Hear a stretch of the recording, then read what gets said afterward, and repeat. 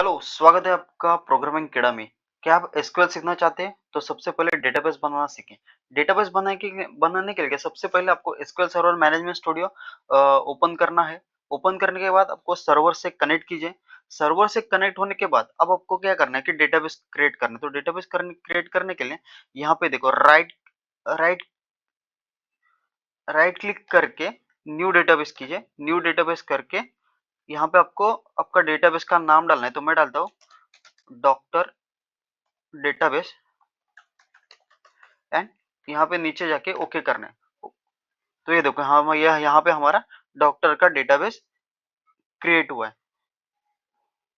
तो अब अगर आपको एसक्यूएल से भी डेटाबेस क्रिएट करना मतलब क्वेरी से भी आपको डेटाबेस क्रिएट करना है, तो हम लोग क्या करने वाले हैं कि यहाँ पे देखो न्यू क्वेरी है। न्यू क्वेरी पे क्लिक करके यहाँ पे एक क्वेरी करना पड़ता है, क्रिएट डेटाबेस। डेटाबेस का नाम देता हूँ मैं अभी हॉस्पिटल मैनेजमेंट।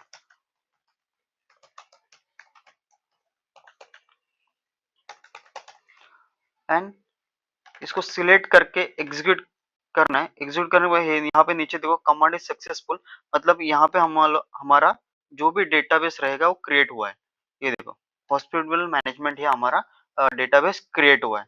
तो ऐसे और एसक्यूएल ट्यूटोरियल के लिए फॉलो करना मत भूलिए और यूट्यूब चैनल को सब्सक्राइब कीजिए, क्योंकि यहाँ पे मैं एसक्यूएल में डेटा कैसा ऐड करता है, एसक्यूएल का जो भी जितना भी क्वेरी है क्या क्या यूज होता है वो इस आगे वीडियो में बताऊंगा। तो इस प्रोग्रामिंग कीड़ा चैनल पर सब्सक्राइब करना ना भूलें।